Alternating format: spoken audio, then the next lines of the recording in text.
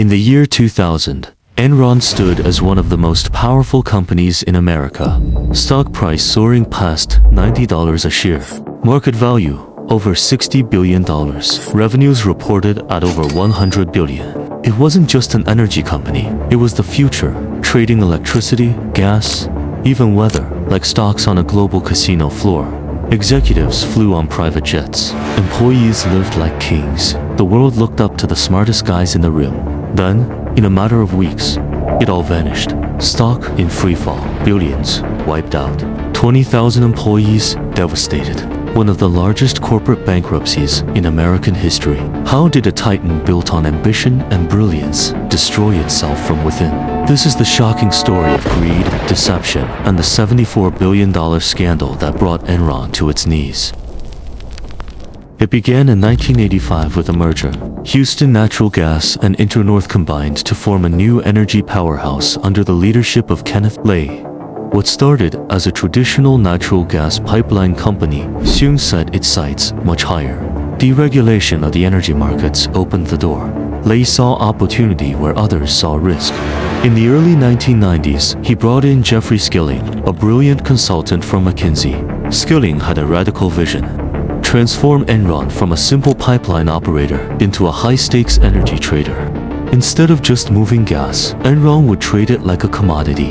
They would become the intermediary, the market maker, betting on future prices through complex derivatives. The idea was genius on paper. Producers could lock in prices and reduce risk. Enron would take a cut on every deal. Under Skilling's leadership, the culture shifted dramatically. Aggressive, competitive, relentless. They hired the brightest MBAs and rewarded those who closed the biggest trades. Performance reviews were brutal. Those who delivered were gods. Those who didn't were gone. By the late 1990s, Enron dominated the energy trading world. They expanded into electricity, coal, paper, broadband, even weather futures. Enron Online will change the markets for many blind system that existed. It is real simple. You turn on your computer and it's right there. And if you want to do business, you push the button. That's our vision. We're trying to change the world.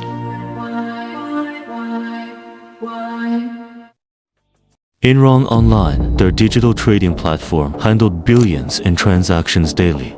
The stock soared. Wall Street cheered. Fortune magazine celebrated them as visionaries. But beneath the glittering surface, something darker was brewing. Andrew Fastow, Enron's ambitious chief financial officer, to keep the growth story alive and meet Wall Street's impossible expectations. Fastow created a web of special-purpose entities, off-balance sheet partnerships with names like Chuco, LJM, and Raptors. These entities allow Enron to move debt off its books while booking massive projected profits upfront through mark-to-market accounting. They could recognize future earnings immediately, even if the deals later failed. It was financial alchemy, turning losses into reported gains. For a while, it worked brilliantly. Debt disappeared. Profits skyrocketed. Executives cashed in stock options worth millions. Lay, Skilling, and Fastow became enormously wealthy. Employees poured their life savings into Enron stock, confident in the empire they helped build. Yet the foundation was rotten. Many of these partnerships were funded by Enron's own guarantees. Conflicts of interest ran deep. Fastow personally profited from entities that did business with Enron. But as long as the stock kept rising and the bonuses flowed, questions were ignored or silenced. The pressure to perform was relentless. Quarter after quarter, they had to hit the numbers or watch the stock tumble. Skilling famously said the company was laser-focused on earnings per share. Anything less was unacceptable. By early 2001, cracks began to show. Some international projects, like the Dabo power plant in India, were bleeding money. Broadband ventures flopped. Energy trading margins tightened. But instead of facing reality, the leadership doubled down on the accounting tricks. In August 2001, Jeffrey Skilling suddenly resigned as CEO after just 6 months, citing personal reasons. Kenneth Lay stepped back in. Around the same time, Vice President Sharon Watkins wrote an anonymous memo to Lay warning of potential accounting scandals in the partnerships. She called it a wave of accounting scandals waiting to crash. Her concerns were investigated internally, but largely dismissed. In October 2001, the house of cards began to collapse. Enron announced a massive loss and restated its earnings for previous years. Over $500 million in profits vanished. Debt that had been hidden suddenly appeared. The SEC launched a formal investigation. Investors panicked. The stock price, once over $90, plunged below 20. Credit ratings were downgraded. A planned merger with Dynegy fell apart. Lenders demanded immediate repayment. On December 2, 2001, Enron filed for Chapter 11 bankruptcy. It was, at the time, the largest corporate bankruptcy in U.S. history. Over $60 billion in assets gone. $74 billion in shareholder value destroyed in the 4 years leading up to the collapse. Thousands of employees lost jobs and their retirement savings, as their 401ks were heavily invested in now worthless Enron stock. The scandal didn't stop with bankruptcy. Arthur Andersen, Enron's prestigious auditing firm, was convicted of obstructing justice for shredding documents. The firm that once stood among the Big Five collapsed as well. Trials followed. Andrew Fastow pleaded guilty and cooperated, receiving a reduced sentence. Jeffrey Skilling was convicted on 19 counts of fraud and conspiracy. You want us to believe that you sat there in your office and had no clue that this place was about to collapse?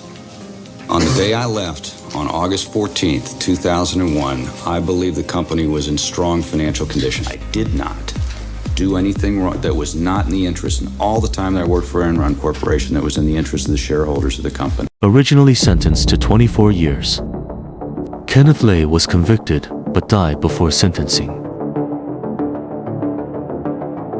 Enron wasn't just a failure of numbers, it was a failure of culture, oversight, and human greed. Executives prioritized personal gain and short-term stock performance over long-term integrity. They believed they were truly the smartest guys in the room until the room caught fire. The Enron scandal changed American business forever. It led to the Sarbanes-Oxley Act, stricter accounting rules, and greater corporate accountability. It became a cautionary tale taught in business schools worldwide. Innovation without ethics is dangerous. Ambition without transparency is fatal. No empire is too big to fall when the truth finally comes out. The story of Enron reminds us that behind every spectacular rise, there can be hidden cracks. And when those cracks widen, even the mightiest giants can crumble overnight. If you enjoyed this exploration into one of history's most infamous corporate scandals, hit that like button and subscribe to Corporate Empire Stories for more real tales of business empires rising and falling. Coming up next is an intriguing story of how a small-town farm boy built the largest company on earth.